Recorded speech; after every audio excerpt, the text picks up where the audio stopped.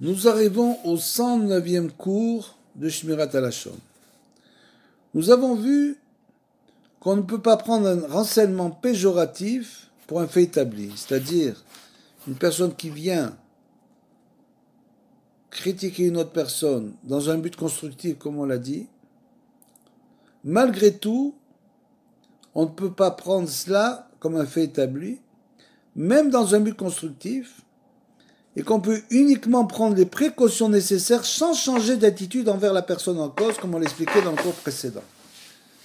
Nous avons également vu qu'en faisant faire une faute à un autre juif, on transgresse l'interdiction de l'ifne hiver lotiten mirchol, ne met pas dans bûche devant l'aveugle. Ça veut dire que dans tous les cas, quand on entend quelqu'un qui critique une autre personne, il faut être convaincu à l'intérieur de nous-mêmes, qu'on va le voir, que cette chose-là n'est pas vraie.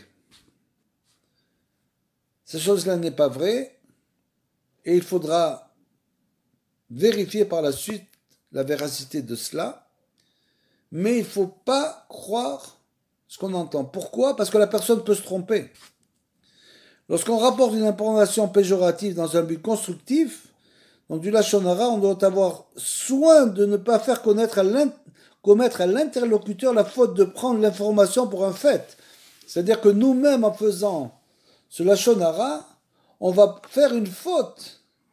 Faire une faute à l'interlocuteur, non seulement qu'on l'a fait nous-mêmes si c'est du lashon hara, sans but constructif, et qu'on s'est trompé, mais en plus, celui qui va écouter, on lui fait aussi commettre une faute. Pour agir au mieux, donc il convient de précéder cette information d'une remarque comme, par exemple, ne prenez pas ce que je dis pour une vérité certaine, il se peut que je me trompe, mais prenez la chose au sérieux. C'est-à-dire, j'ai vu de mes yeux cette chose-là, j'ai entendu directement, il se peut que je me trompe malgré tout, mais quand même, il faut se méfier. Puisqu'il dit ça dans un but constructif pour prévenir l'autre de ne pas tomber dans le piège. Avec cette personne, justement.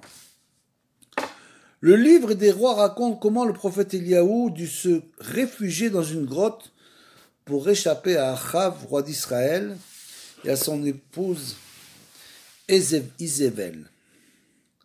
Dieu apparut alors à Eliaou et s'écria « J'ai fait éclater mon zèle pour toi, car les enfants d'Israël ont abandonné ton alliance. » Cette accusation contre le peuple d'Israël lui coûta le don de prophétie qui fut transféré à son disciple Élisha. Comme on l'a vu précédemment,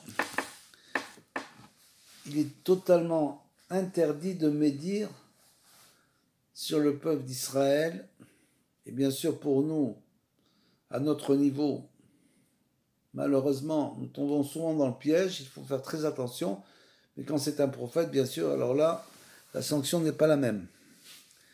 Et donc Dieu lui est apparu à Eliaou, Eliaou s'écria, j'ai fait éclater mon zèle pour toi, car les enfants d'Israël ont abandonné ton alliance. Moi, je suis venu pour leur redonner la force de revenir vers toi. Malgré tout, ces paroles ont échappé de sa bouche, et donc cette accusation contre le peuple d'Israël lui coûta le don de la prophétie, qui fut transféré à son disciple Élisha.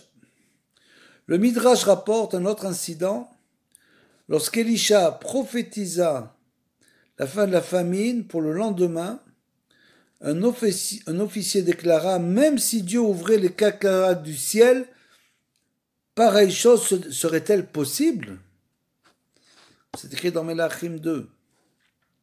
Ce qu'il voulait dire, c'est comment une génération pareille, semblable à celle du déluge, à propos de laquelle il est écrit « Les cataractes du ciel s'ouvrir », mériterait-elle un miracle aussi grand?